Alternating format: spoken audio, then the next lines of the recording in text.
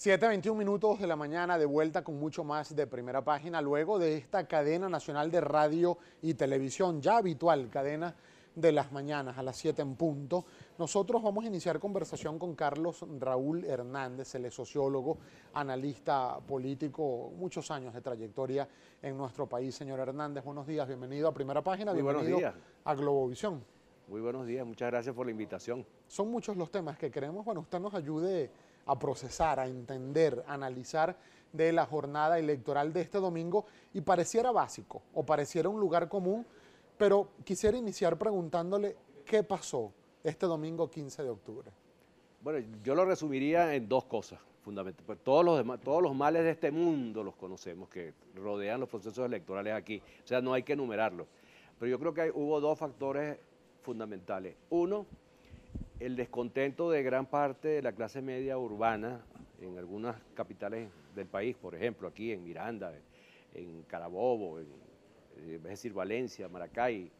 El descontento por una extraña manera de conducirse de la oposición en los últimos tiempos.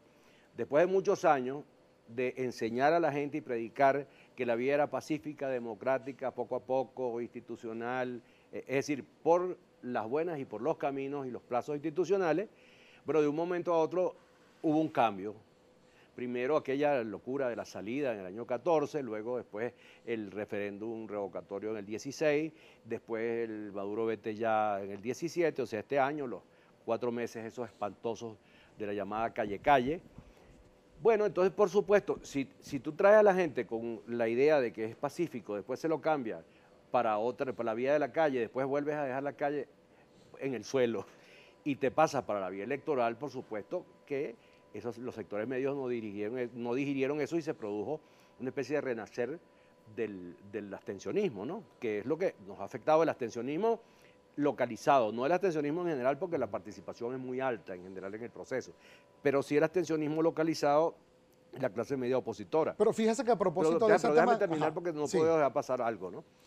Y las migraciones, es decir, el gobierno pretende hacer creer que las elecciones fueron limpias cuando no fueron. Mira, en ningún país civilizado del mundo se puede producir una aberración como 700.000 electores trasladados sin su voluntad un día o dos antes de las elecciones. Ahora, usted mencionaba sobre la abstención focalizada, por así decirlo, y llama la atención estos datos y me gustaría su apreciación.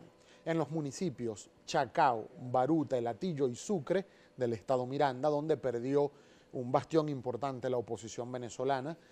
En el municipio Chacao tuvo una abstención de 57%, en el municipio Baruta de 52%, en el municipio El Hatillo de 50% y en el municipio Sucre de 47%.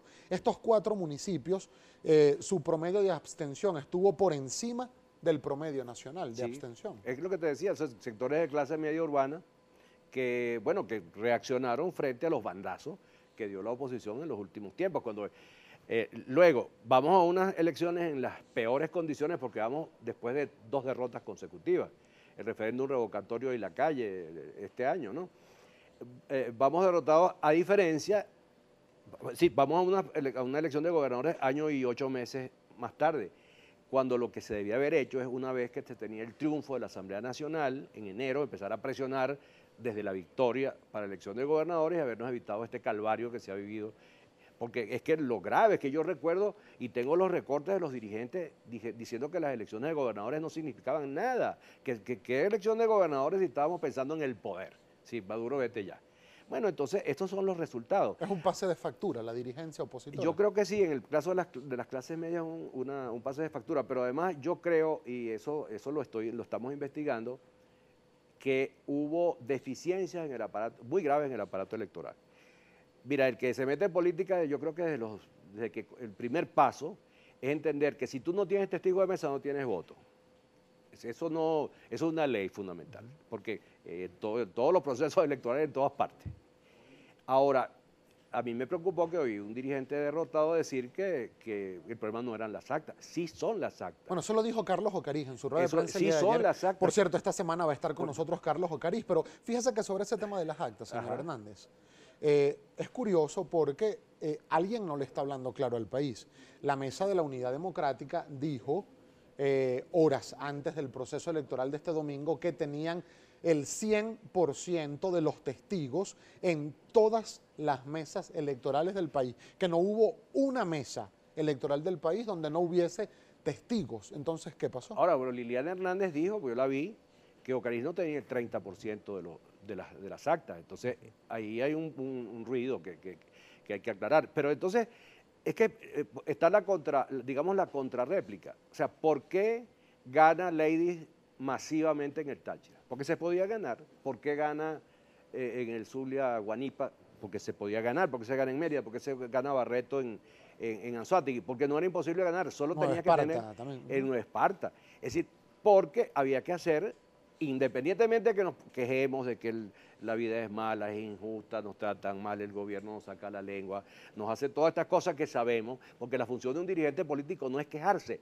no es dirigirse a la opinión pública para llorar, eso no es la función de un político, sino la función de un político, de un jefe político, es dar orientaciones, resolver problemas desde el punto de vista político, trazar estrategias. Ahora, sobre el punto de lo que ya entramos en los resultados de esta elección, fíjese que vamos a ver si el equipo de producción nos ayuda, porque está reseñado en nuestro sitio de internet www.globovision.com. Dos visiones. Por una parte, Carlos Ocariz daba una rueda de prensa el día de ayer y decía que no puede reconocer resultados porque está denunciando una serie de irregularidades en el proceso. Esto lo dijo el ex candidato a la gobernación del estado Miranda por la Mesa de la Unidad Democrática, Carlos Ocariz. Decía, no vamos a reconocer los resultados porque hay una serie de irregularidades que torpedearon el resultado legítimo de esta elección, según su opinión. Pero en contraparte, otro candidato de la Mesa de la Unidad Democrática, además era gobernador en funciones, como Henry Falcón, y allí lo tenemos en pantalla. Henry Falcón dijo, reconozco los resultados, perdí en el estado Lara, no pudimos ganar.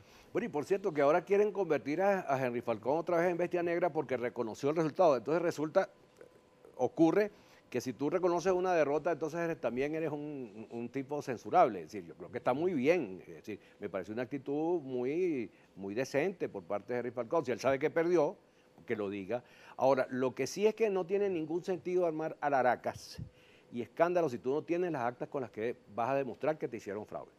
Eso no tiene absolutamente ninguna significación y como está ocurriendo con mucha frecuencia, al final se te voltean, porque las palabras que dices es como escupir contra el viento, porque si tú dices que te hicieron un fraude y no lo demuestras, quedas otra vez como un tipo que habla cosas vacías y que no se demuestran. Pero fíjese que ese punto que usted destaca es tan importante, señor Hernández, porque minutos antes de que la presidenta del Consejo Nacional Electoral, Tibisay Lucena, diera los primeros resultados oficiales, Gerardo Blay, quien es el jefe de campaña de la Mesa de la Unidad Democrática, dijo en una rueda de prensa, alerto a Venezuela y al mundo que van a dar unos resultados que no son o no son similares ni se asemejan a los que nosotros desde la Mesa de la Unidad tenemos. Esto lo dijo el alcalde Gerardo Blay. Posteriormente no se ha mostrado qué es lo que tenemos.